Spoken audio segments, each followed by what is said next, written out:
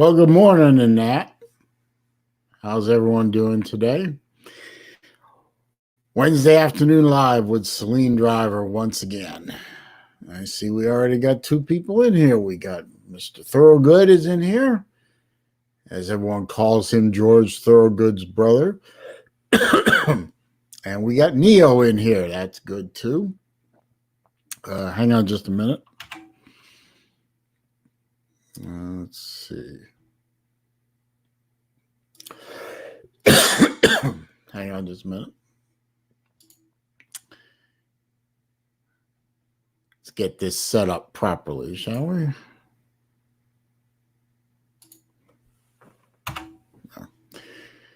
Okay. All right. All right. Good. Okay. Forgot one more thing. Be right back.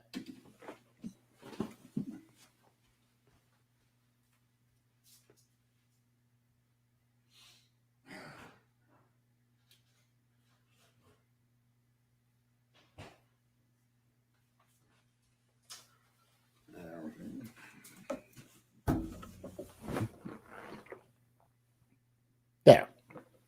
Sorry about that. I forgot one thing, and I'll take care of that. Let's see. Goose Sports is here. That's good. Sports expert. Haven't seen you in a while, sir. How are you? And my buddy Chris at the Watch Lounge. He's here. He's a proud owner of a new to him vintage Rolex. So congratulations to Chris on getting a roller. And for getting to that 1,000 subscriber threshold. That's good too. Oh, now you can monetize your channel and get paid 3 cents a day. You'd be better off going over to China and work slave wages, considering what YouTube won't pay you.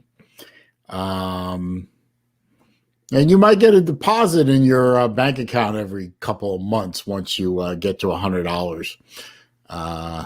So, whatever works for you.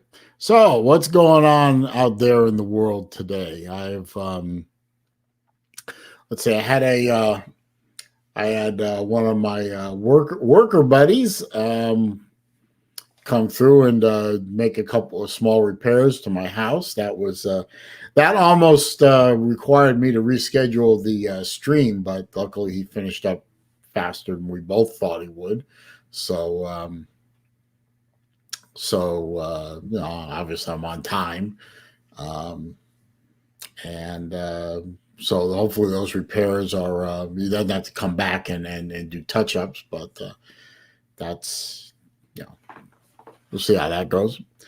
Let's see. I woke up this morning and I immediately went to 24/7 Sports and ESPN and a couple of other places. And much to my disappointment, lard-ass Grantham is still on staff at the University of Florida, which means that the University of Florida will be doing nothing positive for the rest of the 2020 college football season. Every day I wake up, every day I go over there to see if Grantham has been fired yet, and every day I am disappointed. Such is my life. Many things I'm not disappointed about in my life, but many things I'm disappointed about. And Todd Grantham's remaining at the University of Florida is right up there among the top 3 disappointments in my life right now. I know, first world problem. And it looks like there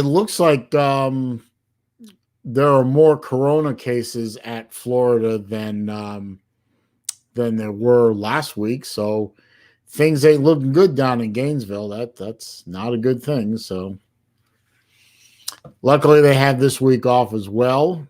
All of you that follow the Uncle Lou channel, I've been beaten to death by the fact that Florida has this week off. and all the trash talking and trolling that he does about that. And again, that's the Charlie Brown teacher in the background crap. Wah wah wah wah. I don't hear it anymore. It's nonsensical to me. So it is what it is. I mean, he can bitch about it all he wants. It's probably going to do his team a hell of a lot more good than it'll do my team. So I don't know why he's crying about it. You just stop crying. Just look at it as a gift.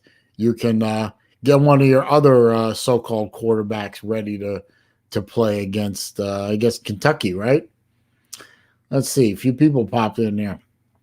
Bobby Legs is here, one of my watch buddies. If things go the way they normally go, the watch people will be dropping off fairly soon because they'll get bored listening to college football crap, which is what 99% of my live streams turn into is football. Let's see. Big Dog Brett is here. Good to see you here, sir. I hope you won't make me too unhappy today. Let's see. That's the only 2 new people in here. Okay, well.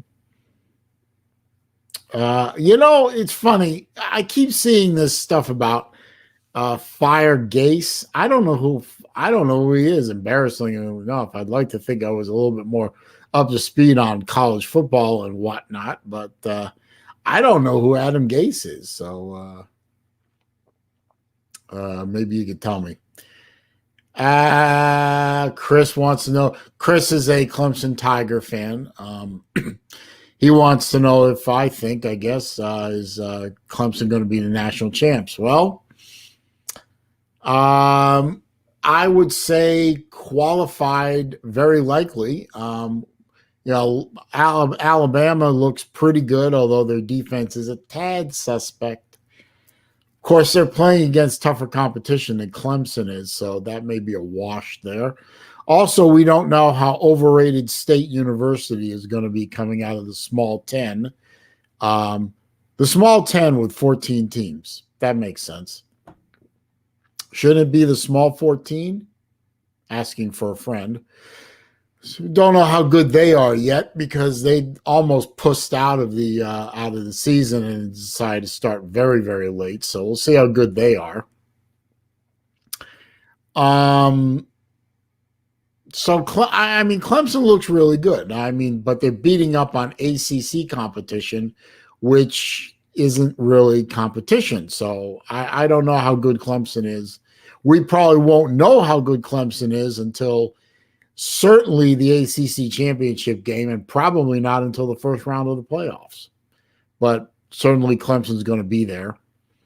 We'll see how good they are when they play some real teams. So far, they haven't. And looking at their schedule, it looks like they might play one in Notre Dame. If you want to call Notre Dame a real team, maybe. We'll see. Let's see. Let's see. Jamie Oldman is in here. Let's see. Hopes Clemson will beat OSU 45-0. Probably not that bad, but certainly both teams are capable of ringing points up on the board like a video game. So we'll see what happens if and when Clemson plays overrated State U, and we'll see. Will is telling me that Adam Gase is the head coach of the New York Jets. No wonder I don't know who he is, because as we all know, I don't give a damn about the National Felons Association, and I don't watch their games, and I don't know who's playing or coaching anymore, nor do I care anymore. Until they change their ways, I won't be wasting my time. Big Dog Brett says no promises. That's probably a reference to the fact that he won't promise not to make me miserable, but then again, he won't promise to make me miserable. But we'll see when I put the link up and we open her up to people coming into the yard, and I'm sure Brett will come in here and laugh at me for various things that he sees Florida doing or not doing. course, you lost to the Crimson Wave, so and you look bad doing it too. Let's see. Clemson is good, Jamie. I agree with that. Clemson is playing Syracuse on Saturday. That doesn't bode well for Syracuse, but that's not really much more than a scrimmage game for Clemson. I mean, Sunshine and ETN will probably be out by the end of the first quarter. So, Syracuse isn't a challenge anymore. I mean, this is obvious. What rivalry game, Chris? You're mad that you're not going to play the Shamecocks? I mean, come on, man. That's nothing more than an end of season tune-up game / potential injury risk for your starters. I wouldn't even, against the Shamecocks, I wouldn't even put my first team in to start the game. I'd start with my second team. It's the end of the game. It means nothing in terms of the ACC. I leave them off the field, so, but we don't get to play Florida State. I mean, I'm pissed off about that. I was looking forward to Florida going up to Tallahassee and putting a serious hurt on them. Of course, that was before the Wuhan Red Death. It was also before we found out that Florida can't stop, a bunch of old ladies on scooters, I mean, with their defense. It's not even a defense. It's 11 guys running around on the field with no leadership. So maybe it would have been a good game up in Tallahassee, but, it doesn't matter. Florida's season is over anyway. It ended at College Station, so that season is done. Gator Zone, how you doing, man? Appreciate you stopping by. Jamie Ullman says Georgia needs a quarterback, needed one for a few years, so no news. Yeah, I mean, Lou has gone over the quarterback. I mean, on Monday, I don't know if all of you guys were in for the morning show on Monday, but that first hour of that show where Lou went over extensively the quarterback situation at the University of Georgia, going back several years and outlining what has been done in the poor decision making, et cetera, that's been made from then to now. That was, if you haven't seen it, go watch it, because he stated the case better than I could. Georgia has made some very questionable calls with respect to who they're playing at the quarterback position. And yet you all say that Mullen is a bad coach. But I digress. That's okay. Big Dog Brett says he's not an NFL fan either. Oh, I knew there was something we could agree on, Brett. I mean, there had to be something in this world. Will says his brother goes to Syracuse. It's a fine school, sir. It's just they don't have much of a football team. It's really a basketball school. But those winters up there are brutal. I wonder how he handles them.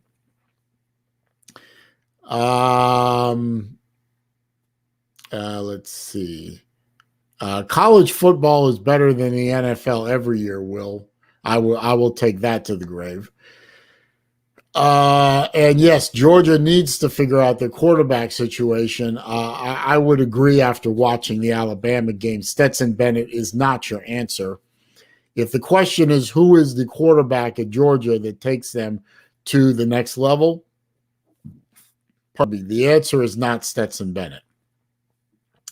Although he's playing decent, he ran into a brick wall known as the Crimson Tide defense. And I think they need, I agree with Lou, they need to take this week off that Lou's been crying about, and take the week and stop crying and develop Daniels or the other guy with the brain thing. I forgot his name. Or the other guy, the freshman. Do something, but have the other quarterbacks playing with the first team and get them ready, or make a decision on whether you're going to play Bennett or bench him, because if you're going to keep playing Bennett, you need to work him hard. But I think they should be developing Daniels. If he's able to go, if his knee is healthy enough to go, he should be going. Because maybe Florida gets their act together. I don't know. Maybe that's a Hanukkah lights level miracle. Look it up. But maybe Florida gets their defense together somehow. Bennett is not going to be able to do a lot with that. I don't know. It's not my school, so quite frankly, I don't care what Georgia does, as long as it doesn't harm the University of Florida. But I'm a Gator, so what can I say? Where are we here? Boy, some shit scrolling.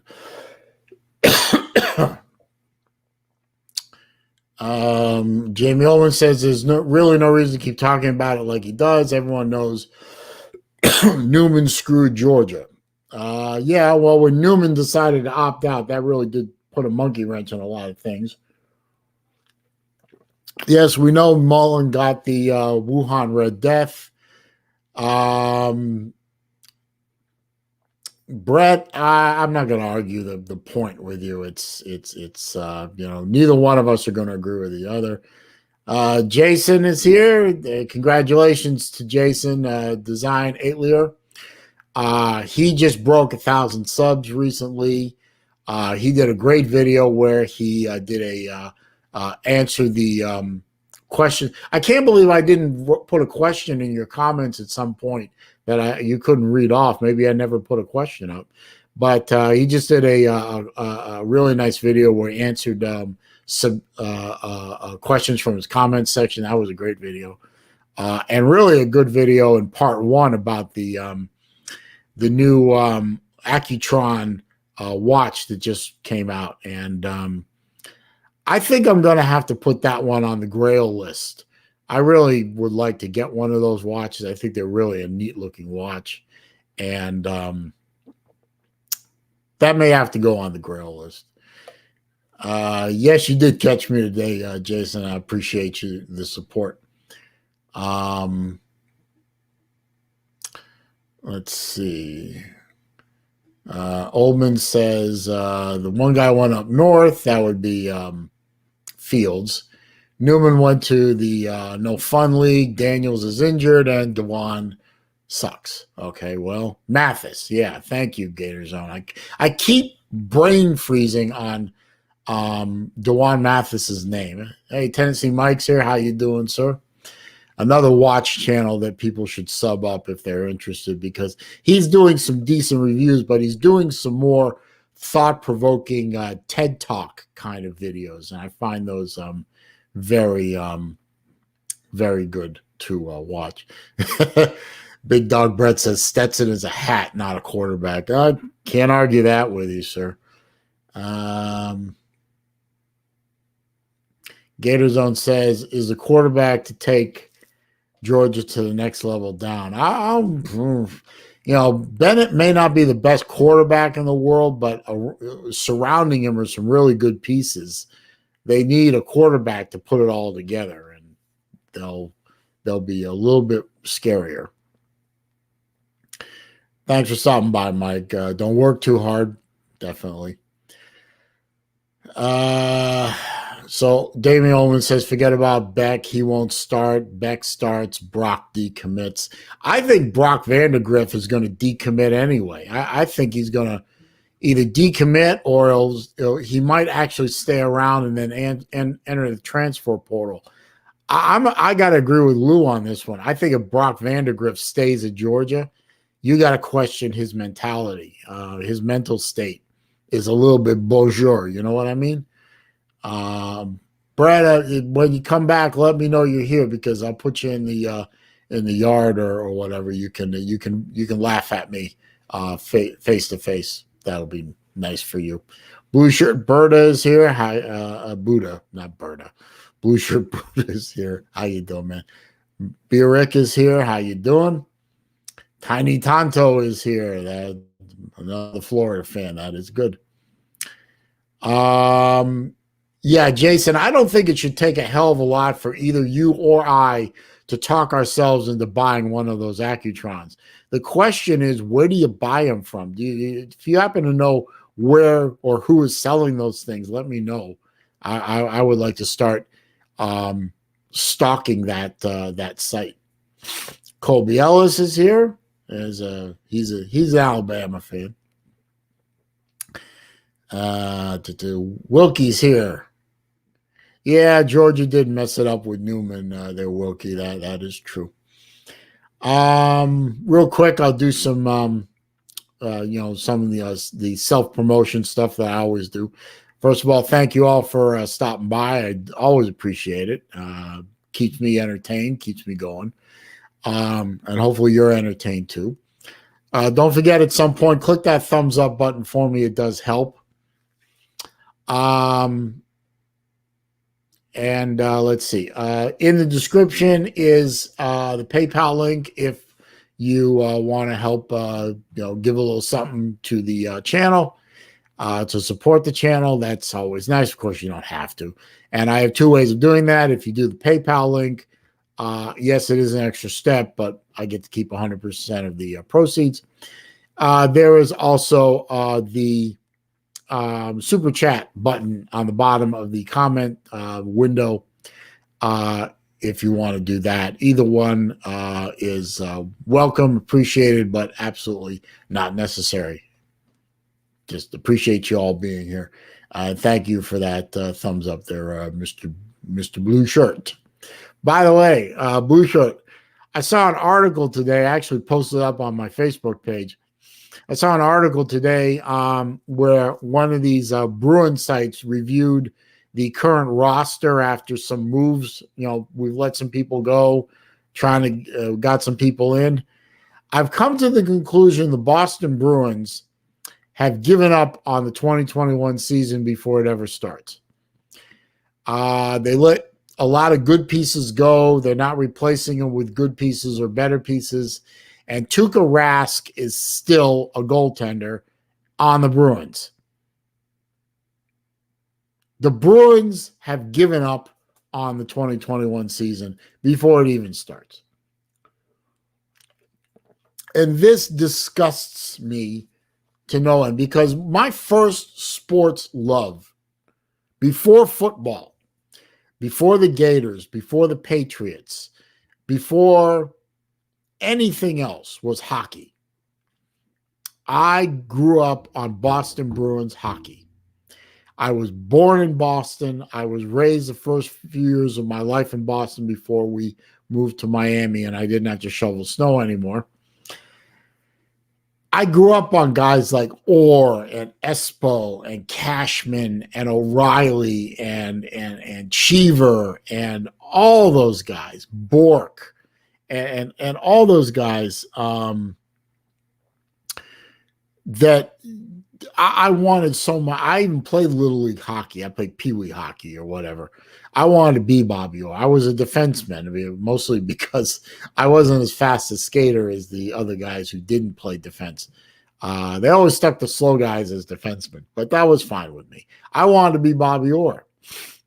And I was very proud in 72 and 74 when they won the Cup. And I was very, very proud in 2011 when they finally won the Cup and broke a very long drought of not winning the Stanley Cup. And they had been close a couple of times.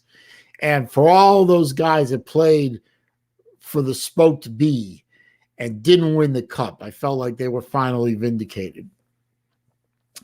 But this team that is on the ice now just absolutely confounds me. And it's just a shame to watch the management of the Boston Bruins just not do anything to keep this team going and keep them competitive. And they looked horrible in the playoffs this year. They went 0-3 in the round robin part where the top 4 teams played for seeding. They barely beat Columbus in the first round, and then they were bounced out by the Tampa Bay Lightning in 5 games, and they didn't look competitive in any of them. It's just an absolute shame to watch this team die like they are. But I'm absolutely convinced, Blue Shirt, that the Boston Bruin front office doesn't care anymore, and it's a shame. It's really a shame. But then again, there may not be a season in 2021 because beer flu. Who knows? They don't need to rebuild, Blue Shirt. They need to gut that team and practically start over. I mean, God love guys like Chara. But he's in his 40s now. He's the number of seasons in front of him is a hell of a lot shorter than the number behind him. And he's a defenseman, and he pounds people into the board. And a 40-year-old body isn't going to take that for very long. They don't have enough scoring up front. I mean, Bergeron and Krejci are getting up there. Marchand is still, he's still young and fairly in his prime, but he needs help. He needs support. And the defense is either too old or too young. And they got rid of some of our best players, like Torrey Krug is gone. They got rid of some really, really good players that can shoot the puck. As the Canadians say, put the biscuit in the basket, eh? Well, you got rid of one of your best ones, and you got rid of hell of a penalty killer, too. So I don't know what they're thinking. Now, let's see. Number 4, Bobby Orr. That's right, Blue Shirt. That's right. Number 4. Jamie Ullman said, nothing is wrong with UGA's play calling. They just need a playmaker at the quarterback position. Well, yeah, but that goes back to decision making. And quite frankly, all these guys in the trash talk community, clown Mullen for his this and that and everything. But the one thing they're not clowning him over is his decision making on the field. Kirby Smart's supposed to be this whiz kid, coach, and he's making really poor decisions. He can recruit like a maniac. I mean, I'd love to have Kirby Smart as a recruiter at the University of Florida. I just don't think I want him as a head coach, considering the decision making that he's doing. I just don't see it. Yet you got everybody clowns Mullen, but all right, to each his own. Let's see. Yep, they did beat the Rangers in 72. That's true. You can't win with a backup goalie, at least not consistently. And but Tuukka Rask is a backup goalie. You remember he was the backup to Ted Thomas in 2011. 2011, Ted Thomas was standing on his head to stop pucks. He was pulling shutouts in the Stanley Cup final. Do you know how hard that is to do? How do you shut someone out in a Stanley Cup final or a semifinal? I mean, once you get to the conference finals and the Stanley Cup finals, you're dealing with the top 4 teams in the NHL and the top 2 teams in the NHL. These teams are going to score. And yet Ted Thomas was shutting out the Lightning in the conference final and the Vancouver Canucks in the finals. Tuukka Rask couldn't shut people out in a Stanley Cup playoff game to save his life. He's a good goalie, but if your defense is getting old, you don't need a good goalie, you need a great goalie. And Tuukka is not a great goalie. He never will be a great goalie. He will be a good goalie to a very good goalie at best. He is not a great goalie. He never will be. He needs to go, or he needs to be relegated to number 2 and somebody else come in and play number 1. I mean, if a team like Tampa Bay, the southernmost team in the NHL, who's playing in a playoff, if they were playing in a playoff series at home would be playing on ice that's melting because it's 90 odd degrees outside the stadium. Believe me, I live nearby. I know what the temperature is in June in Florida. And they can attract a number one goalie that is basically a brick wall. Then Boston surely can do it because, I mean, Boston is hockey royalty. It's an original 6 team. They have Stanley Cup banners going back into the early days of the NHL. They have more Hall of Famers than some teams have players on the rosters. You know, attracting a top flight goalie or a top flight player to the Boston Bruins should be child's play. So what's going on in the front office? Somebody needs to grab Cam Neely by the shirt sleeves or the collar and shake him and say, your GM is a joke. Go fix that. You know, you were the GM. You became president of hockey operations. Your GM is a former player and he's screwing up. Go fix it. Either kick him in the ass or kick him out of the building. One or the other. Let's see, where am I? Jamie Oldman says, and we don't even have to mention that guy that went up north or that angler that left the league forever. Well, the guy who went up north should have been starting in place of the guy who went fishing. I mean, anyone with an IQ, a football IQ of 3 or higher can see that. I mean, you know, Fromm had no business starting ahead of Fields. You know, that right there, just the Fromm Fields debacle makes me question the football intelligence of Kirby Smart. But now he's doing it all over again. He's doing it again, as Lou perfectly pointed out in that Monday morning rant. And he did it again Tuesday evening during the call-in show. So, you know, it's obvious. It's blatantly obvious. And but yet Kirby Smart is considered a great coach. Okay. I don't want to cast aspersions on a team that is not my own. I just see what I see. And I hear what I hear. You know, I don't think I'm at the level of a Pigskin Pete or an Uncle Lou or guys like that in terms of college football IQ, but I'm pretty good. I know what I know, and I see what I see, and I hear what I hear. And I can see what I see and figure it out. So I may not be a football genius, but I ain't football ignorant either. Mr. Rizzo is here. Good afternoon to you too, sir. Tim Thomas was an amazing story, Blue Shirt. He really was.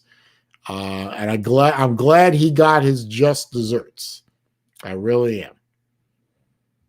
am. I wish he'd stayed around and taught Tuca a little bit more. Jamie Owens said nobody made Newman leave except Newman. Nobody injured Daniels except Daniels.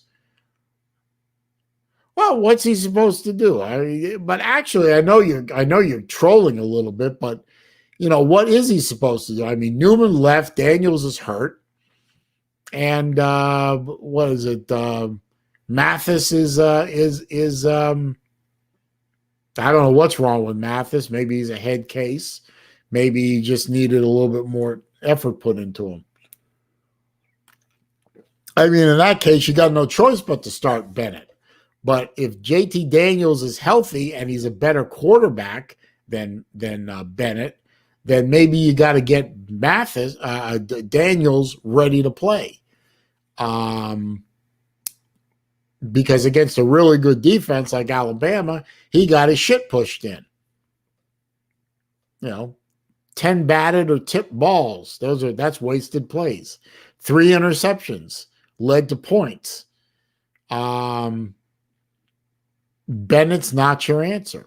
Certainly not if you're going to the playoffs. I mean, if you want to win 9 games and win the East, and that's your goal, and then after that, everything else that happens is either blind luck or pure chance, uh, that's fine. If your goal is only to beat Florida, Tennessee, win the East, and go to Atlanta, okay, Bennett could probably get you there. But if your goal is to beat Florida, beat Tennessee, win the East, win the SEC championship game, and then be a contender for and win the national title, I don't think Bennett's your guy. I really don't. But then again, there are short quarterbacks in the no fun league that are successful. I don't think Bennett is a Russell Wilson, but you never know. But I don't think so. Now, from what I've seen so far. Let's see.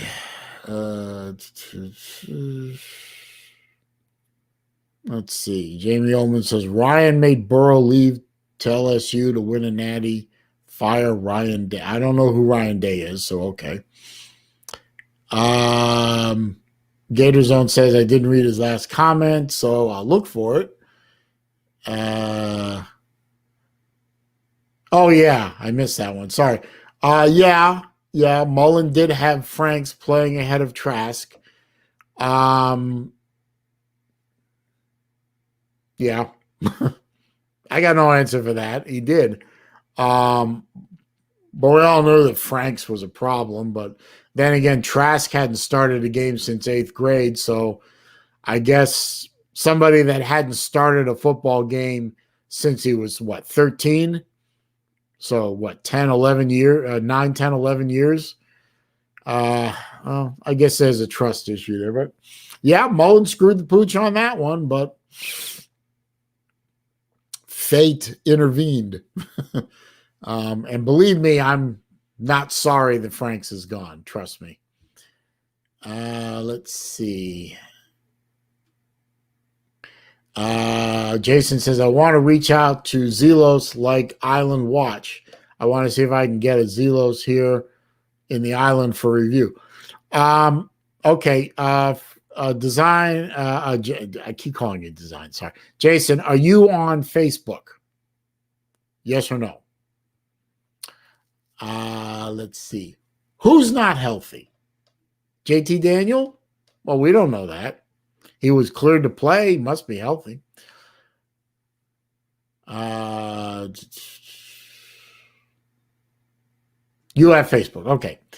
Get on to Facebook and join the Zelos Timekeepers group. And then put a post up saying, you're a YouTuber. You want to talk to, or you can go on a messenger and contact Elshin directly.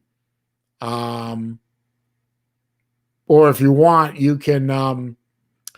I guess I could go on a messenger for you and contact Elshin and tell him about your channel and that you'd like to talk to him about getting a Zelos or two for yourself to review in person and see where that goes. I mean, you let me know. If you want to go on Facebook and do it yourself, go on to the Zelos Timekeepers group. It's a private group, so you'll have to join and be approved. That shouldn't be a problem. And then you can post up and tag Elshin. It's Elshin Tang is his name. It's just tag him in a post that says, I'd like to talk to you one-on-one about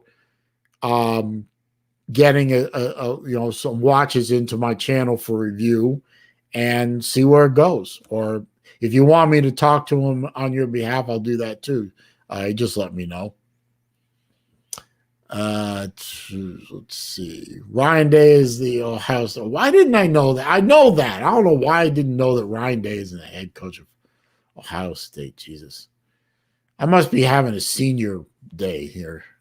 Well, I am old, so. Where was that comment? Fire Ryan Day. Yeah, Ohio State's not firing Ryan Day. Oh, Junior Johnson's here. How you doing, sir? Um, yeah, Wilkie Franks does look pretty good at Arkansas. He looked pretty good at Florida too for some games. But I am of the opinion that at some point Franks is going to be Franks. Franks is who he is. And at some point, he's going to do at Arkansas what he did at Florida, like during the Miami game last year, week 0. 4 minutes left. Florida's got the lead. They have the ball. All they've got to do is run the clock out. And Franks starts being Franks and turns the ball over. And we almost lost that game because Franks is an idiot. And at some point, Franks is going to be an idiot in the red uniform, just like he was in the blue uniform. He can't help who he is. He is who he is. And that'll be that. And he'll probably do it real soon now, because I don't believe in Arkansas to the point where I think they're going to have a winning record.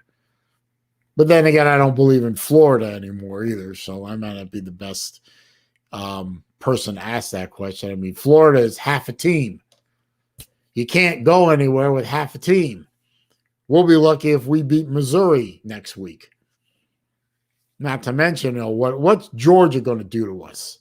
Even if they start Bennett, what's Georgia going to do to our defense? It'll look like dropping a piece of paper into a paper shredder. Let's see. Where are we here? Tiny Tonto says Trask was going to be the starter 2 years ago. He broke his leg in practice. That's true. That is true. I remember that. I believe Franks had gotten on Mullen's last nerve. I forgot exactly which game it was, but he was benching Franks in favor of Trask, and then Trask breaks his leg in practice. So I had to go with Franks the rest of the way, and somehow Franks got his act together, and he won us a couple of games, and he beat Florida State that year, I believe. So yeah, Trask probably was going to be the starter going into the following year. But he went down in practice, and that's all there was. Let's see.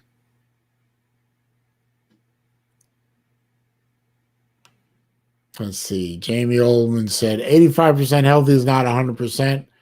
Smart and Moden already said Bennett ain't the guy, but Roll Daniels out there in a wheelchair, he'd be equalized. Oh, that's a good troll. I like that. Blue Shirt Brutus said the major problem the Bruins have is that both Marchand and Pasternak will both miss the beginning of next season.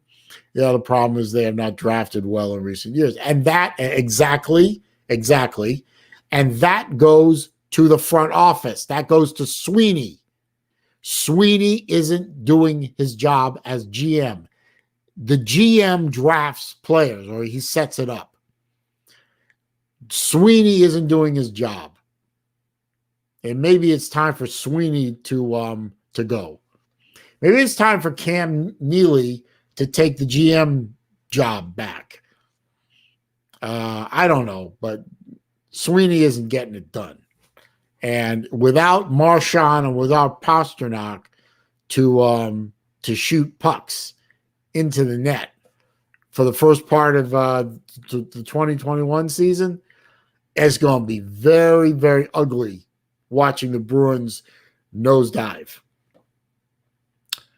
Let's see. Jason said, I'll join, but if it's okay for you to hit up Elshin, I'll owe you $2. Okay. I tell you what, I will do that. I will do that for you. What is your Facebook ID? Because that'll also be your messenger ID, and I will ask him to contact you. I have no problem doing that at all. because you're a good guy and you're doing good things on your channel. And I think you should have the attention. Big Lee is here. What's up to you, sir?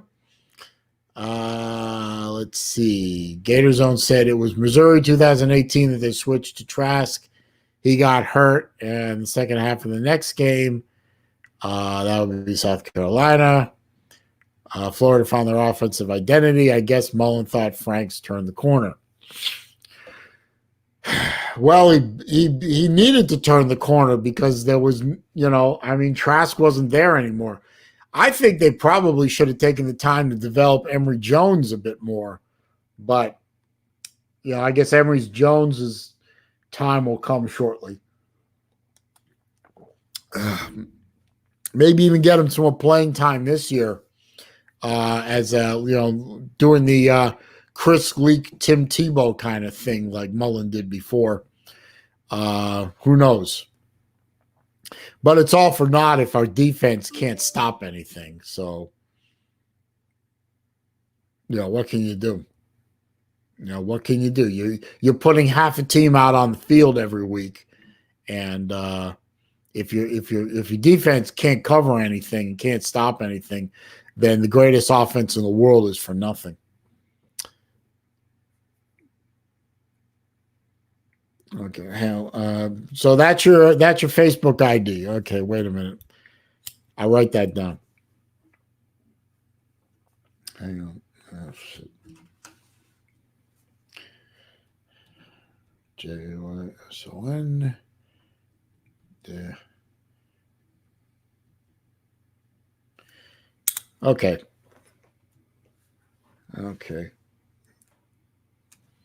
All right, so that's your Facebook ID. Okay, good. You requested to join, and I will contact Elshin and see if he can reach out to you and go forward with that. In fact, let me do something real quick here. Hang on a minute.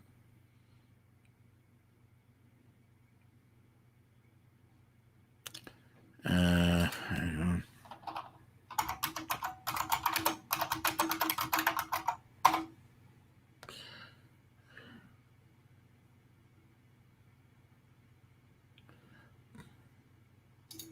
Boy, there's a whole bunch of Jason the Castros in here.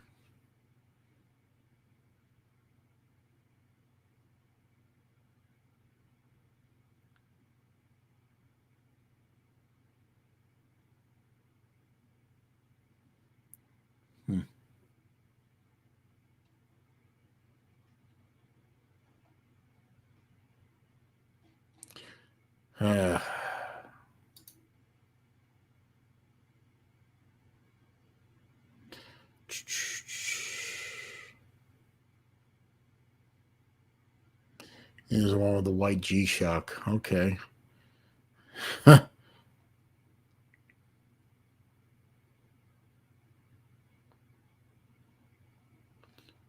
In the picture? Okay. I'm trying to find it.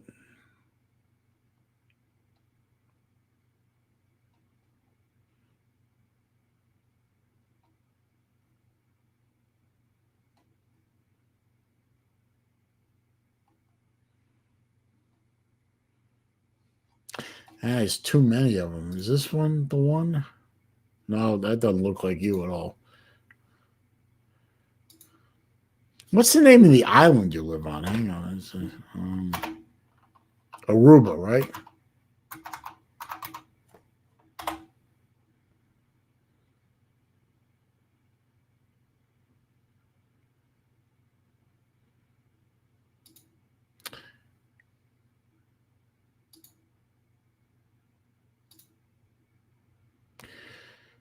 Oh boy. I can't find it. I'll have to do it later because I don't want to have the stream sit there silent. I can't find it. Or maybe you can find me here. Here.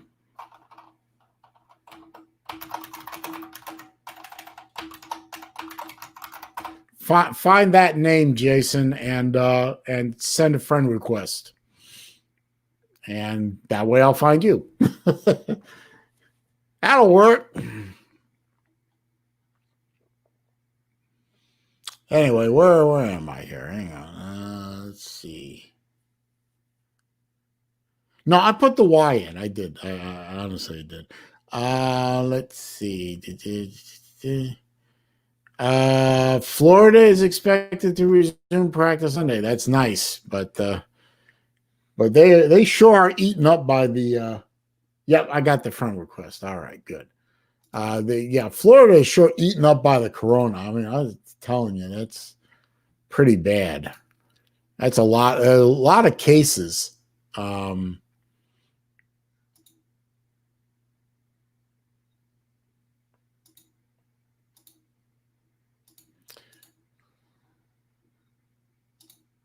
Anyway, they have a lot of cases in Florida with corona, and I don't know, but the biggest 31 cases. That's a lot, but it still doesn't matter. I mean, as long as Grantham is still on staff at Florida, it doesn't matter. It's just going to be a disaster. I am going to drop the StreamYard link in and see if anybody wants to come on and help me entertain the crowd, as it were.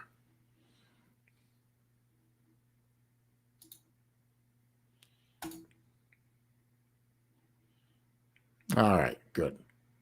Okay, so I got that. I answered the request, Jason. So after the stream is over, I will I'll message Elshin and go from there.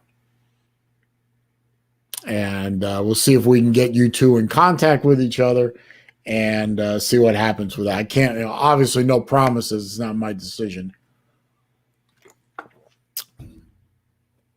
But I bet if he looks at a lot at your videos and what your channel's doing, I think he'd agree to work with you. But you never know. Big Wrist, he didn't miss much. Not much. We're talking a lot of football. A few watch questions in here, and but you didn't miss much. Let's see. Where did we? Well, yeah, Lee. The defense needed the time off. I mean that the time. The time off was good if they were able to practice. But from what I understood, because of the beer flu, they had to shut down football operations. Ooh, pardon me. They had to shut all the football operations down, and they couldn't practice. But I don't know that for sure. But I remember seeing the headlines all on Facebook and everything. Florida suspends football operations because of COVID. So I don't know if they were able to practice or not. I would hope if they were allowed to practice, they did practice, and maybe practice some fundamentals. The simple stuff like tackling, covering the receiver, things like that. So the simple stuff. Blocking. Well, actually, defense really wouldn't block. They tackle more. But just the basics, which they don't seem to be able to do. Let's see. There he is. Hey, Dane, what's going on, bud? Oh, not much. Just talking a little football. I always seem to talk football in here. Watch channel football. Go figure. Hey, Jason, that's no problem. Don't worry about it. It's my pleasure to help you out. I see Big Lee saying that the missing the 12 days probably hurt them. I could argue, Big Lee, that missing those 12 days didn't hurt them because they obviously weren't doing anything anyway. So if you're starting at zero and you lose time, how much have you really lost? Really, I mean, really, I mean, it's obvious the Florida defense can't tackle, they can't cover, they can't pressure the quarterback. So if they can't do all those things now, missing 12 days of practice isn't going to hurt them because they can't do them anyway. Oh, let's see. Oh, Slim Shady Canes is here. That's always nice. So what's going on, Chris? What you doing today? Not a whole lot. Just kind of relaxing around the house. Shouldn't you be sleeping right Wait to go about back now? to. I go back. No, I don't go back to work till. Actually, I go back on my birthday, the 3rd. Oh, I didn't know you were. I thought you were back at work. No. I'm still. He took me off the whole month just for safety reasons, I guess. Oh, that paid time off. So I don't push it because I just. Oh yeah, it's paid time off. It's through work, so it's all good. Well, good. Well, Yeah, hopefully. Well, the sooner, my theory, the sooner we can get to election day and get past election day, the sooner the whole problem goes away, because this problem will end on day after election day. A whole bunch of new problems start, but the flu problem that ends on election day. So, so hopefully we all get back to normal by then. Yeah, I hope so. Of course, I'm joking. I'm trolling. I'm doing, all the humor. But I found a few things interesting regarding that. I understand that all those companies have, for the past 5-10 years, have been doing those Black Friday events starting like 6 p.m. on Thanksgiving Day. Yeah, all that's out the window now. Yeah, that's good. Yeah, I feel bad for the people who work at those places. They're having dinner with the family. They're enjoying family time at what is my favorite holiday of all of the holidays is Thanksgiving. And you're spending time with family. You're eating good food, watching the football. Oh, I have to go to work now because we're opening up so that we can have a riot in the middle of our store at 6 p.m. over a television. Oh, yeah. I did that at Walmart. I worked Walmart for years. Now I'm at Lowe's, home improvement. So I'm working overnight. So they usually would have us come in and do the truck and then let us enjoy our Thanksgiving with Lowe's. Well, Lowe's is still retail. So, I mean, you can get good gifts at Lowe's. Oh, yeah. Actually, I have to go over there this afternoon and buy a ceiling fan. Yay. Sounds like fun. Well, I'm not putting it in. I know my limitations. I spend money real good, and I carry boxes upstairs real good. Not so good downstairs, but upstairs. But installing stuff, no. I try to, I try all those things one time, and then I screw them up, and I say I don't do that no more. Mm-hmm. I do the smart thing. I call somebody. Let them get up on a ladder and electrocute themselves. I'm not doing it. That's how I ended up getting a hernia at work, doing lifting vanities and all that crap about top stocking that stuff. Oh yeah. Let's see. Wilkie wants to know who I think is winning the election. I think the winner in the election is the political class, and the loser is the American people. Noodle that one in your head for a few minutes. Gator Zone, that may be true that ceiling fans are easy to install, but I can't do it. I cannot do it. I don't like ladders. I don't like working with electrical wiring. And and the one time I tried to install it, I ended up dropping the head with the motor in it. I ended up dropping the thing on my head. I had the ladder too close. So if I had moved the ladder back about 6 inches, I would have been okay. But I was trying to reach up and hold this and screw that, and the thing conked me on the head. That was fun. Concussion by ceiling fan. Anyway, so are you enjoying your new to you Rolex? Oh yeah, definitely enjoying it. Like I said, it's vintage, so it's got its quirks. I'm waiting on the bracelet Giancarlo ordered. I'm sure you probably heard about Giancarlo, right? Yeah. He's in the community a lot. But he ordered me a new bracelet for it too, because this bracelet's a little tight on my big wrist.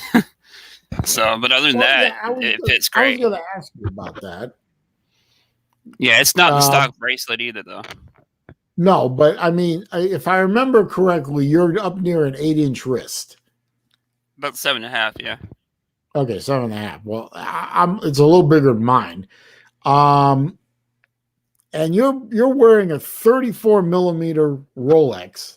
Mm-hmm. Granted, it's a cushion case, so it wears a little bigger than that. But still, you must have a hell of a time fitting that thing to your wrist. Actually, not. Like I said, surprisingly, it fits really well. Oh, well, yeah, I know Gator's on to turn the circuit breaker off, but lazy. I know I should. But again, I don't do that. I hire somebody to do that, because that way, if it breaks or it blows up, it's on them, not me. But that's just me. Well, I mean, what made you decide to pick that particular Rolex? I mean, there are so many to choose from, and you pick a vintage day date. Well, basically, what it was, I had the Omega out on market for a little while, and I just got frustrated with, I had a lot of tire kickers, basically. You know how that goes when you post a watch up. Like they want you to do this, that, and do like 20,000 things, show them a whole bunch of pictures, and all of a sudden they just end up saying, "Oh no, I don't have the money," or whatever, Yeah. I didn't really want to go. I can't relate to that at all. No. and I didn't want to go through a Crown and Caliber or somewhere and sell it through them, because I know I would take a big hit if I sold it through them. And Giancarlo had actually offered me that on trade a while back, and I was thinking about it for a little while. So, because I thought, I talk to him every once in a while whenever I'm selling pieces, because I know there's a bunch of people, and he offered me that on like direct trade, and I looked it up a little bit and started looking into him a little more. Of course, looking at videos, this, that, and the other, and the more I looked at him, the more I kind of liked him and ended up going for it. And I'm kind of glad I did. Something a little, you don't see it every day, you know what I mean? Like you see the Explorer, or Explorer 2, or the Submariner, all that, No, I agree. Yeah, I know what you mean. I had a bad experience with Crown and Caliber, which I actually outlined in a video. Yeah, they did not treat me well on a purchase. So I don't want to deal with them. I tried to sell a watch on Chrono 24. It was relatively easy to set the account up and get it listed. They wanted 6%, which, compared to eBay's 10% plus the fees on the on PayPal, that was fairly reasonable. And you could do it with a wire transfer. But I ended up selling that watch pretty much where I sell every other watch, which is on WatchUseek. Yeah, WatchUseek is usually pretty good. I actually got a bunch of tire kickers on the Omega on WatchUseek, though. That's why I get a little frustrated. Yeah, you know what I mean? They want you to see. I'm like, I have like 20, 30 different pictures up there already of the watch, like every single angle. They want me to see more. I'm like, Oh yeah, I've had that happen to me. Well, the highest profile watch I ever sold on there was that one watch, the one I couldn't sell on Chrono 24. It was a Frederic Constant. Mm-hmm. It's a dress watch that I literally never wore the damn thing. I sort of inherited it. My father never wore it. He gave it to me. I never wore it, and I told him, I said, I'm going to sell it. And he said, I don't care. Yeah. And the way I look So, at it is, like Rolex, it'll be if I decide not to keep it, which you know me, I changed my mind a million times. If I decide not to keep it, Rolex is always pretty easy to sell. yeah. I still don't know why you sold that Zenith, but you do you, man. I would have Yeah, kept it there. believe it or not, I I sold got that on too Watch many. Boutique. I got too many watches. I got to start moving a few of these things. Mach, new guy in the channel, Mach 1 Productions. I think I've Welcome. seen that channel.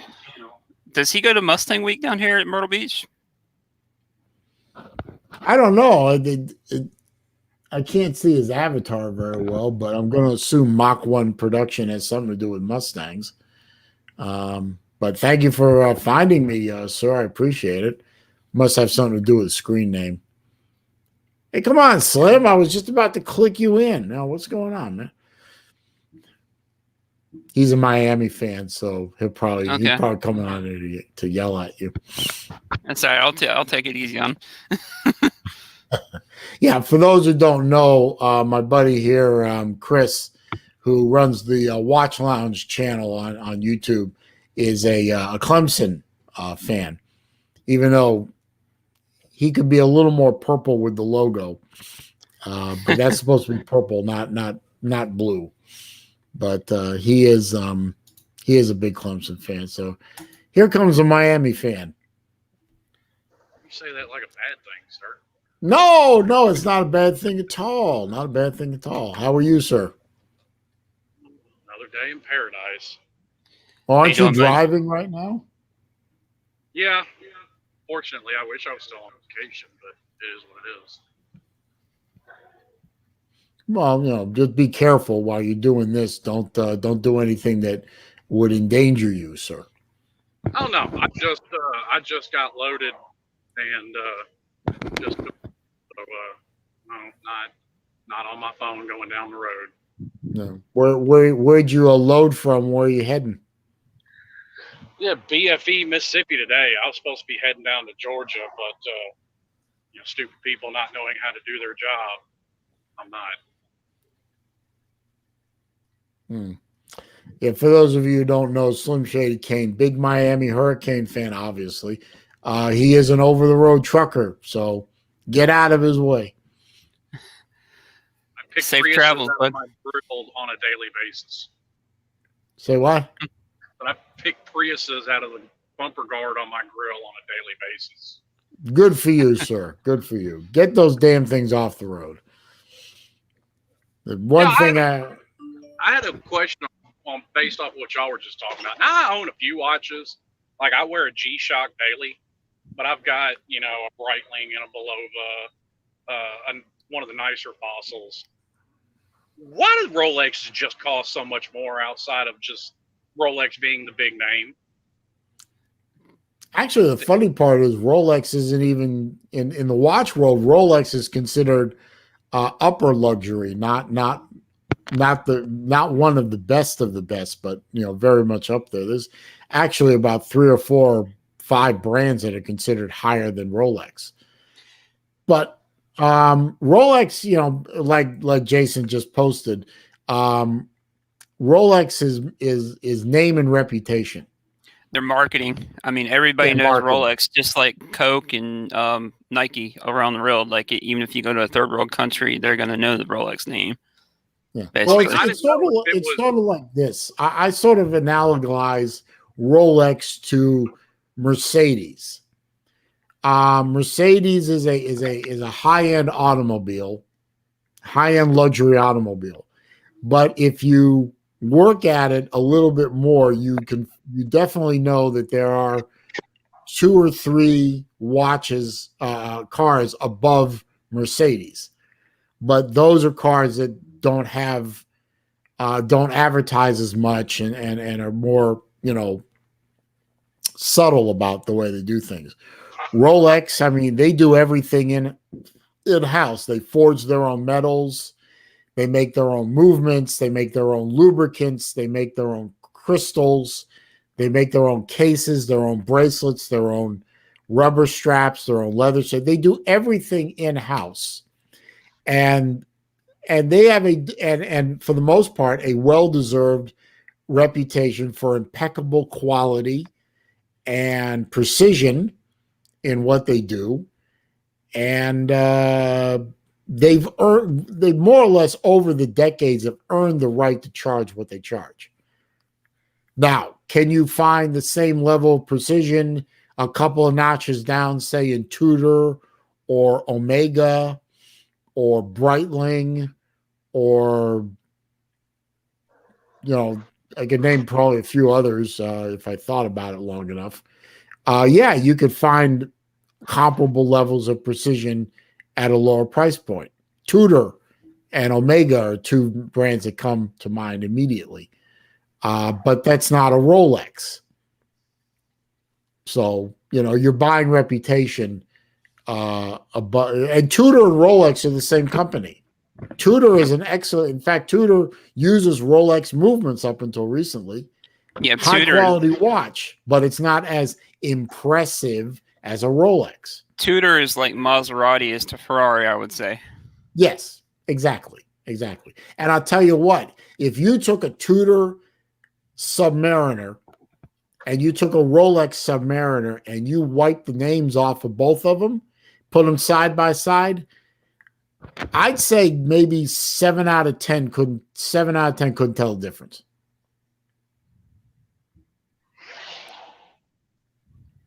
Yeah, I mean, like I said, I was wondering because I'm coming from the perspective of somebody that's not a watch person.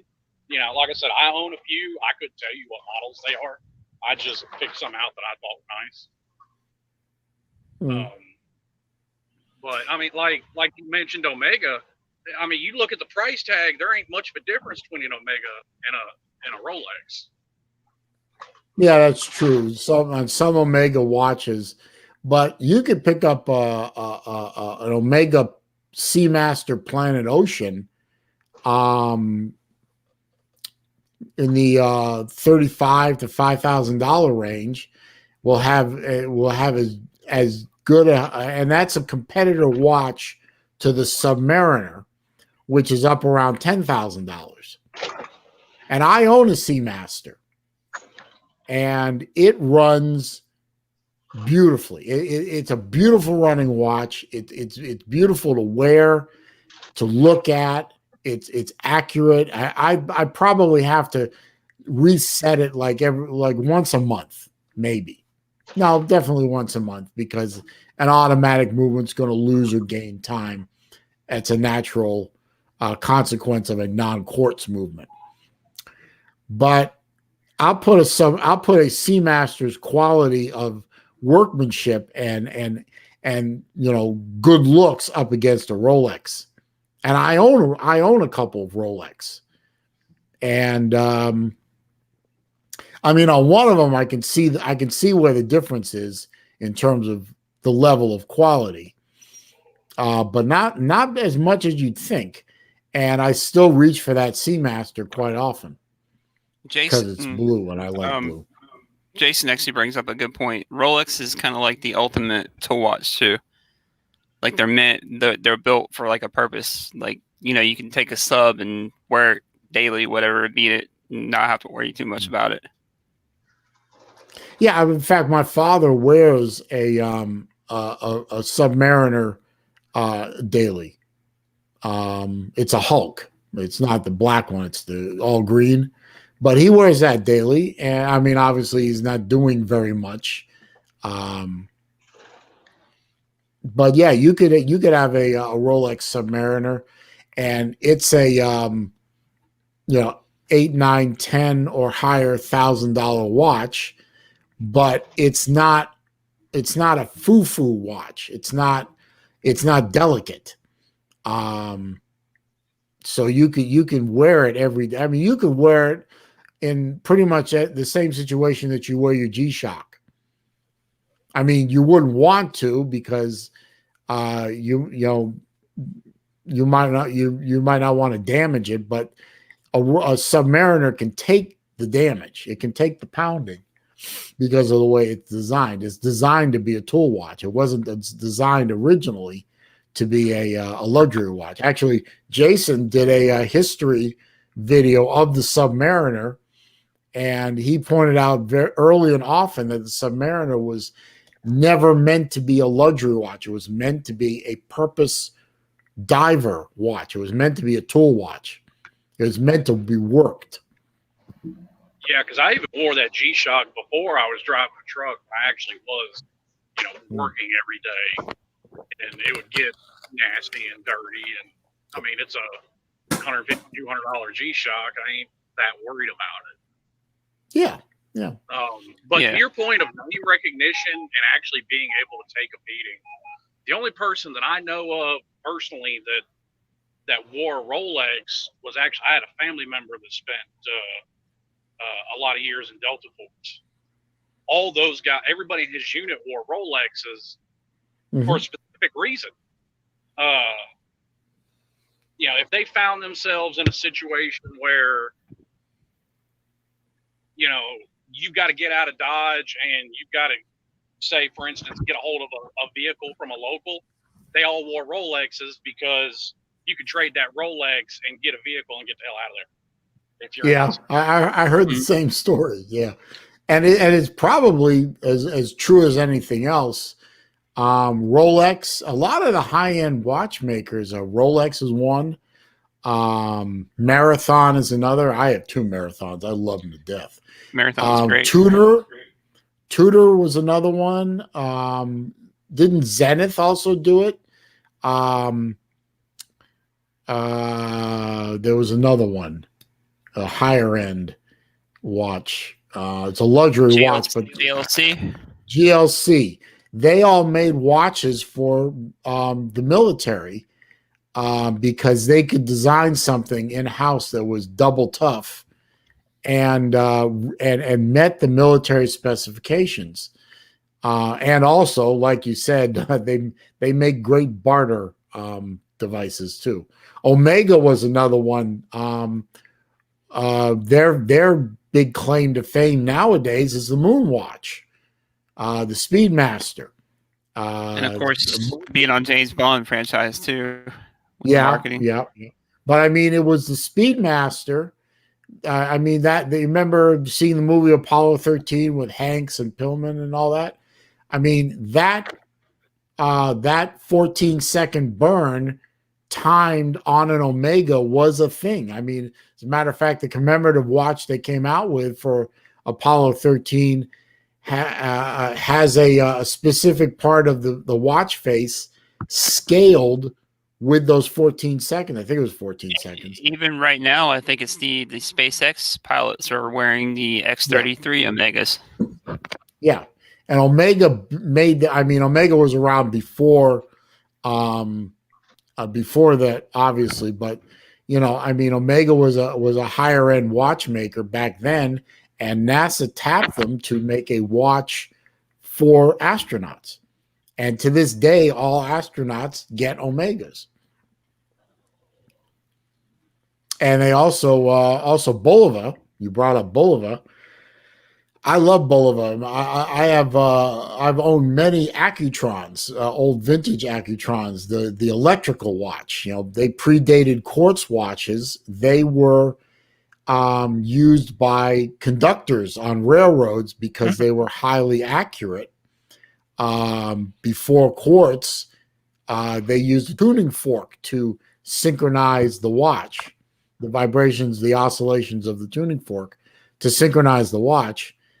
And they were so accurate that railroad conductors could use them for making sure the trains ran on time.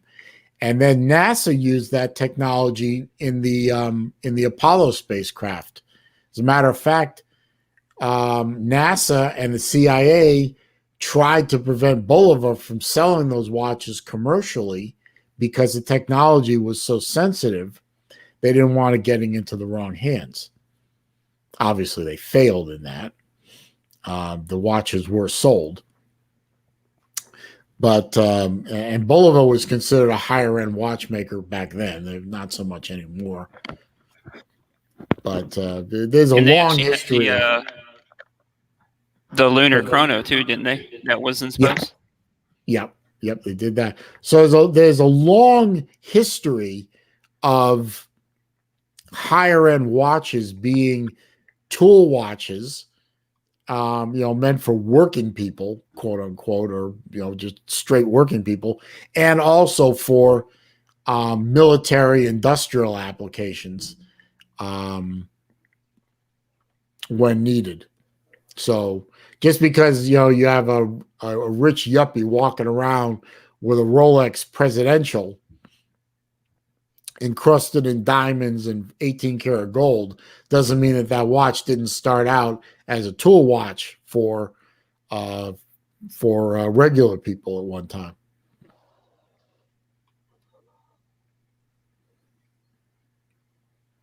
Hell, I learned something. Like I said, I'm coming from the perspective of somebody that just buys them for looks.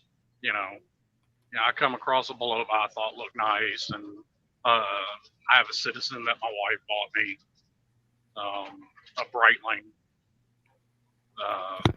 Which Breitling do you have? Don't get me to line.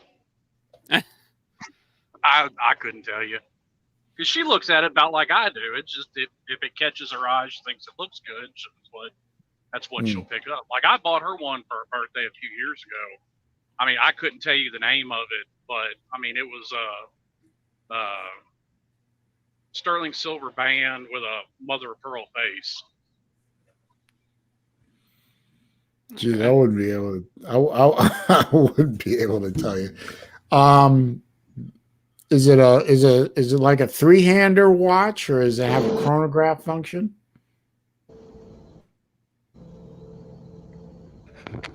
All right, let me break that down a little more. On the side of the watch where the crown is, does it have pushers above and below the crown, or is it just the crown itself sitting there at 3 o'clock? I'm killing him. I'm gonna make him crash. Don't worry about it, Slim. Don't worry about it.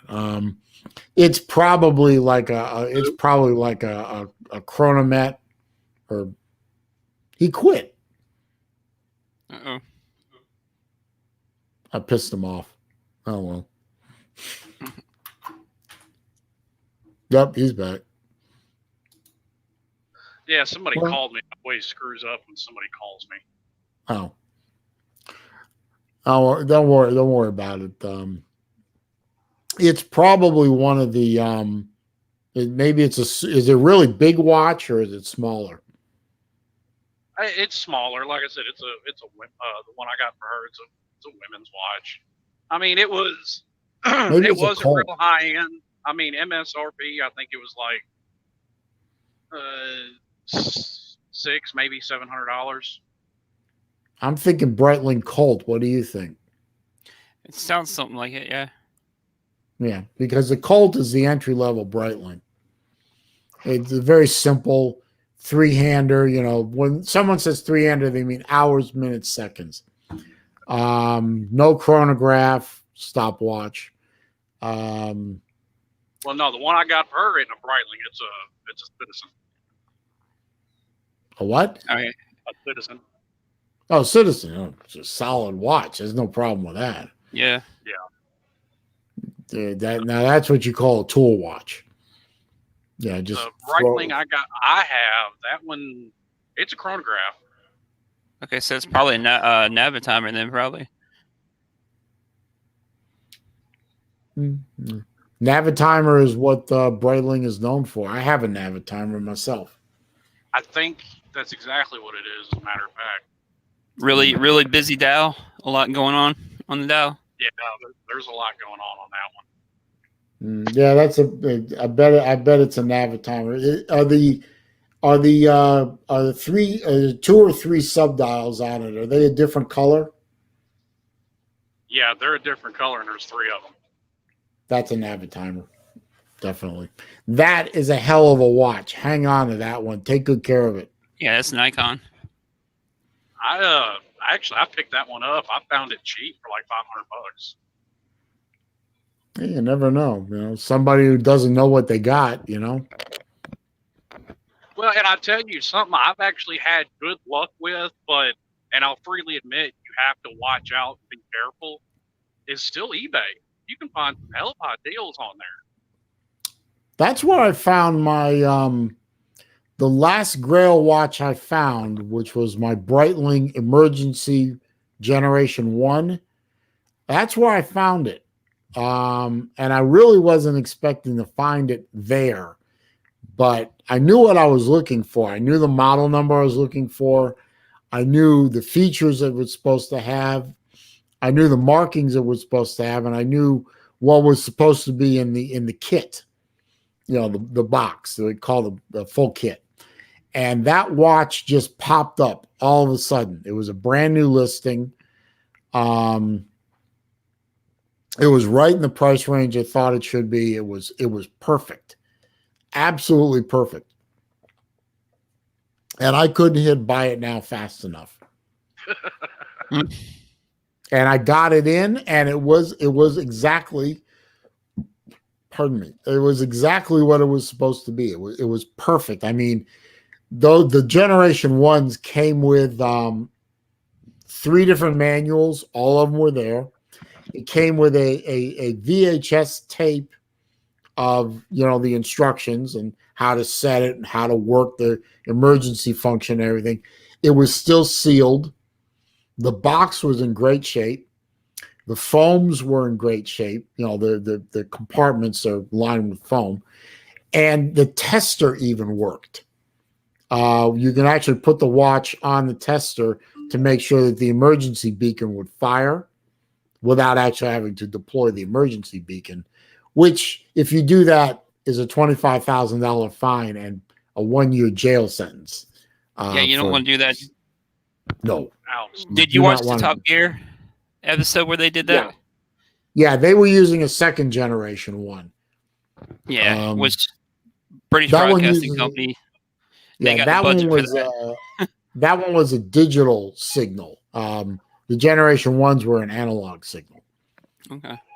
That was a pretty nice watch too. They didn't even identify it as a Breitling. They just identified it as an emergency watch. Yeah. But I got that purchase done, and I'm just so happy with that watch. It is really a beautiful piece, and it works perfectly. But eBay is a great place to pick up some stuff. I bought my Fossil off eBay. Fossil's a good watch. That's a good entry level. That's what I started out with way back in the day. I've always been a fan of their designs. And like I said, I'm just coming from the perspective of somebody that thinks it looks good. You know, I don't know a whole lot about them or who has the best movements or anything like that. Hey, Jason, I used to have a Nighthawk. I had a Nighthawk once myself. It was one of the Blue Angel ones. Nice watch. I got a Blue Angels on the way, Dane. Yeah. Mine had the twin LCD screens on it. Okay. But I wasn't wearing it very much, and somebody bought it for what I paid for it, so I did pretty good. Nefarian, how you doing, man? I didn't see Nefarian drop. Yeah, I bought the Blue Angels off of Ace, the one he was selling. Oh, okay, Dane. I know what it is. Yeah. Yeah, I bought that one off. I figured for $150, why not, right? Oh, for $150, I'd buy another one again. Yeah, why not? I mean, great little watch. And I own a G-Shock myself. I actually finally gave in and joined the G-Shock Squared crowd. I bought one. I bought a Tron. Nice. I like the Tron. I'm wearing mine. I was surprised. A random Rob loaned me his, and I was all right, I'll make a video out of it. How bad could it be? And Rob and I have the same wrist size, so I didn't have to mess with the watch. And I got it in. I started wearing it. I said, I like this thing. Yeah. I was shocked. So G-Shocks are great. I'm wearing my all metal one now myself. It's similar to yours, but it's the all I was wearing on my live stream last night. Yeah, I like the Tron. In fact, after the stream, I'll switch watches. I'm wearing a Zelos right now. The Frost Mako. Okay. The all loom dial. I haven't worn this one in a while. I like it. A little splash of blue in there. Really, I mean, you could almost use it as a flashlight at night. But I'll probably switch to the Tron, or maybe I'll put on my JSAR. Yeah, I love that marathon I had, and I might have to pick one of those up myself. I highly recommend the JSARs. The JSAR is 46. It'll fit you real well. Oh yeah, you'll like that one. But Slim, you said you had a Bulova. Which Bulova do you have? That one I'll have to go through, and I mean I still have like the boxes and the instruction manuals and everything for all of them. I can look through that. Yeah, always keep the boxes. Yeah, they make it more sellable. Of course, there's a storage problem involved. Well, my wife got me it's a dark walnut, like just one of those little small watch boxes that holds like 6 watches. Yeah. And that's what I mainly keep everything in. But I have a habit of keeping stuff like the boxes and stuff around just in case. Yeah, I always keep my the watches that they come, the boxes and stuff that they come in, all the paperwork.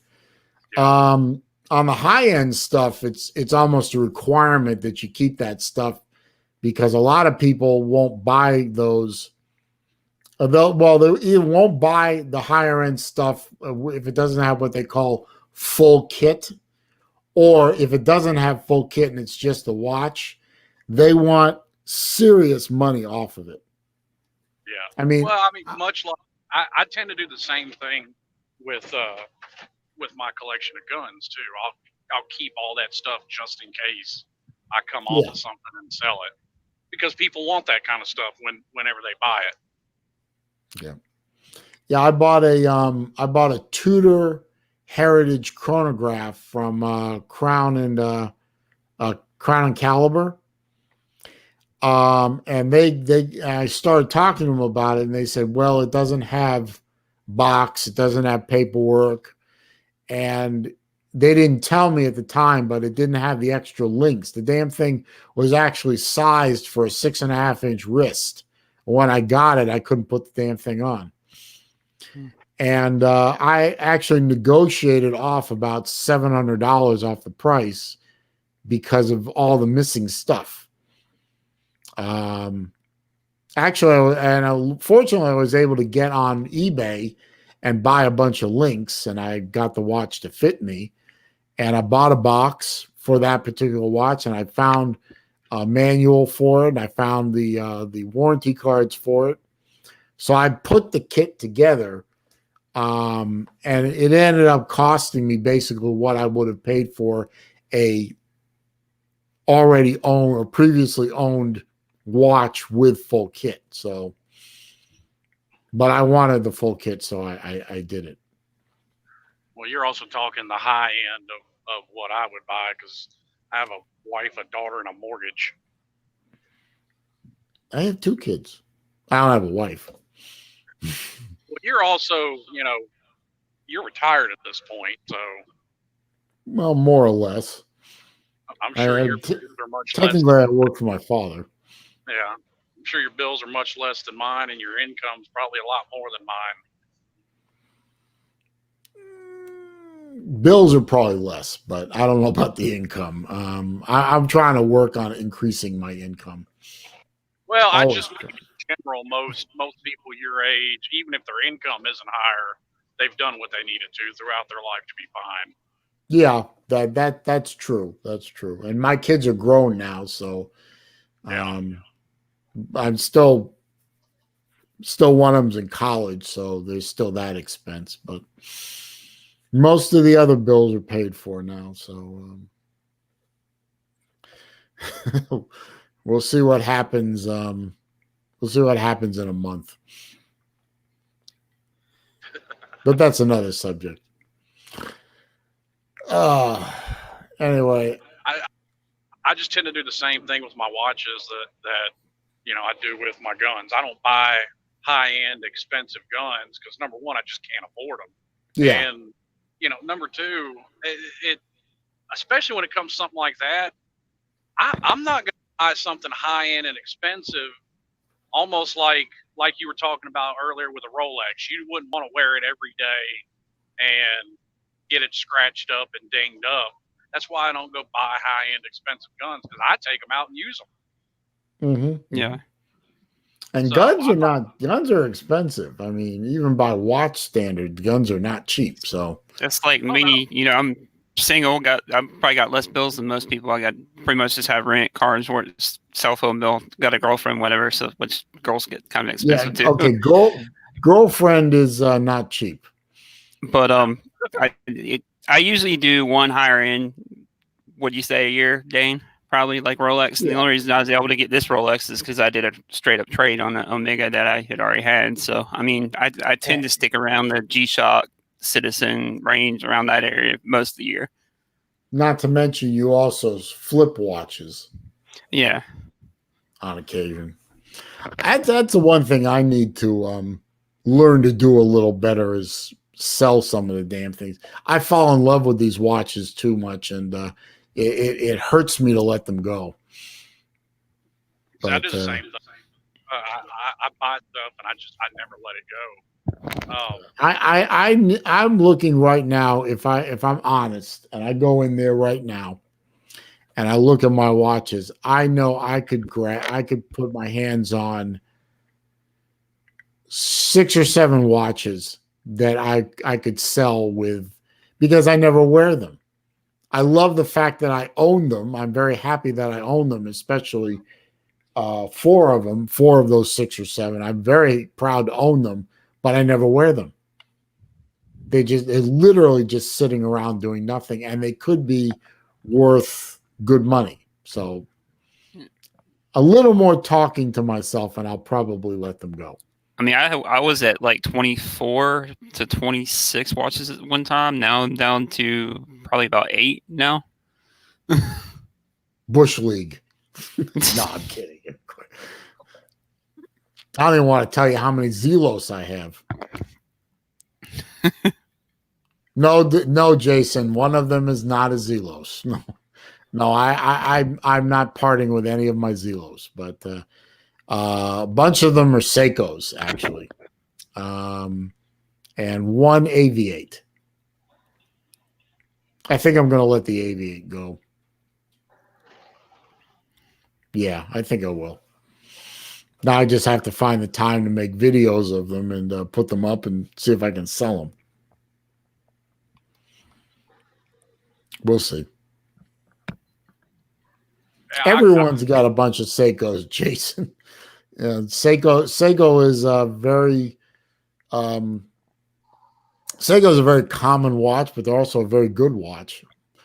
Although I miss the SKX. I wish they hadn't gotten rid of it. But I mean, I understand why they did the 5KX and all that. I get it, but I still think I don't think the 5KX is a big enough improvement over the SKX. Yeah, they're trying to get the younger generation into watches.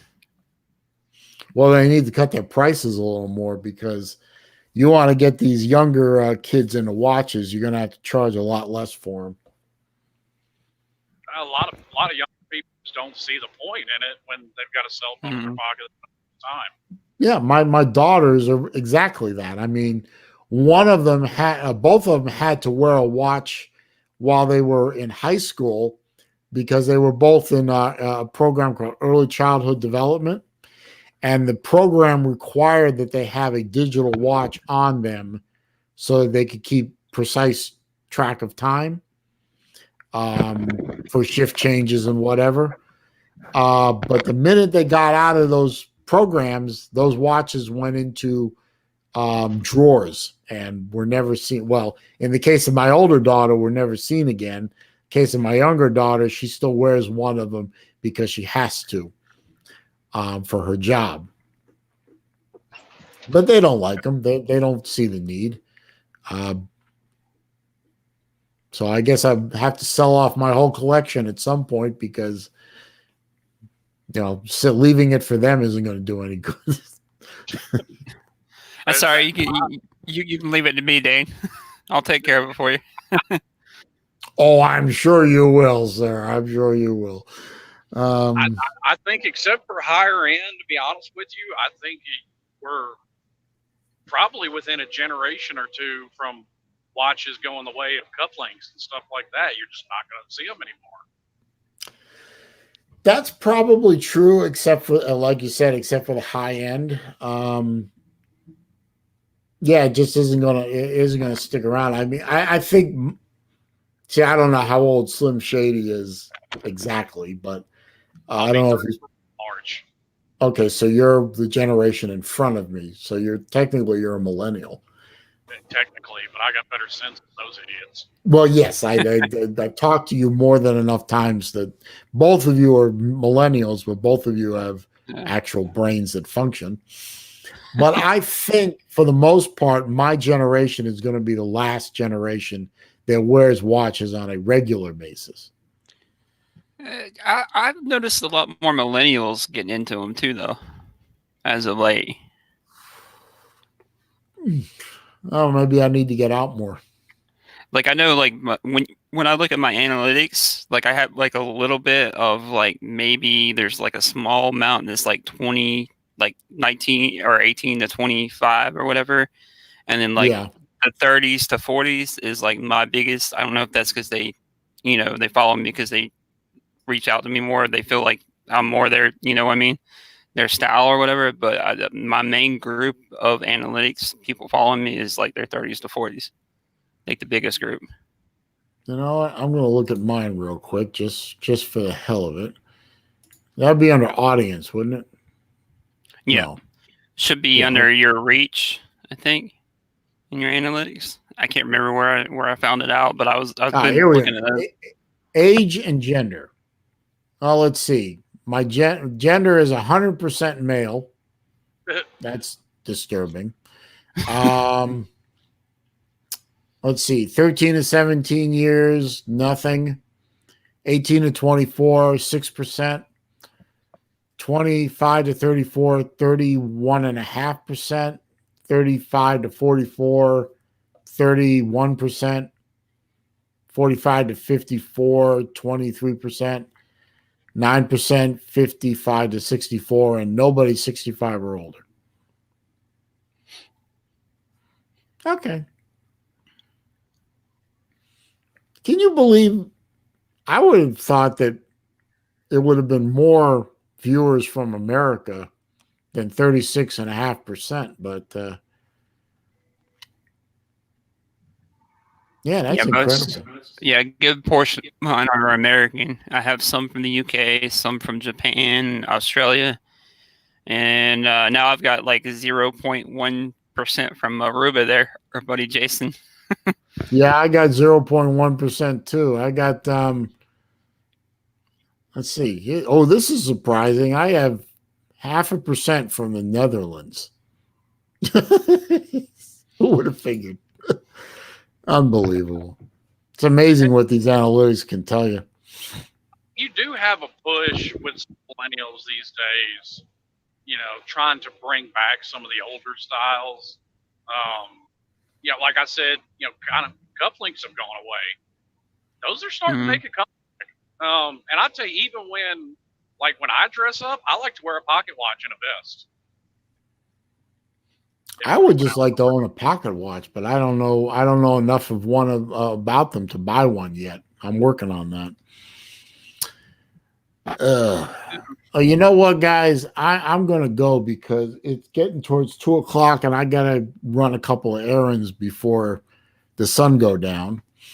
And there's only 2 people left watching the stream now anyway. So Jason's still here. I appreciate that. That was really, that's cool. But I'm going to wrap it up. So I appreciate you guys stopping in and into the yard, as it were. And And this is Thanks the for first having me on, time man. I think this is the first time in a very long time we spent most of the time talking about watches. So that's pretty good. But let's see, what is today? Wednesday. Hey, Slim, am I going to see you on BVD's channel later? Maybe. As long as I don't have to get up early in the morning, that's what usually kills me on a lot of these, 8, 9, 10 o'clock streams. Is I try and start my days at 1 o'clock, 2 o'clock in the morning when there's no traffic. I hear you. But it all Definitely. depends. But I appreciate you guys stopping by and keep me company on a Thanks for Wednesday having me. afternoon. Hey, no Safe problem, travels, Chris. Slim Shady Canes. I appreciate it, boss. Take it easy, All guys. right. Well, all right. Thanks, Chris. All right. I'll wrap. And we'll see you on the stream, sir. All right. This was fun. I appreciate everyone who stopped by in the chat and in the StreamYard. I appreciate that a lot. Jason, I appreciate you being here. I will get with Elshin about, hopefully he'll get with you and talk to you about working with Zelos. I think it would be a well-deserved thing for you. For the rest of you who will watch this live or are watching this afterwards, don't forget the thumbs up. That does help the channel. Questions, comments, and suggestions down below. I do read them all. I do respond to them all. However, if you spam the channel or you're trolling me or being a nasty little cuss, I will delete the comment so it's not seen, and then I'll block you so you're not seen. That's just the way it works around here. Don't forget to click the subscribe button, click the bell icon, so when I upload new videos, which I do at least twice a week, or I go live, which I do every Wednesday afternoon at noon Eastern time, or when the mood strikes me, you will be alerted to these things. Everybody stay safe, stay healthy, be careful out there. Slim, drive carefully. I will look forward to seeing you again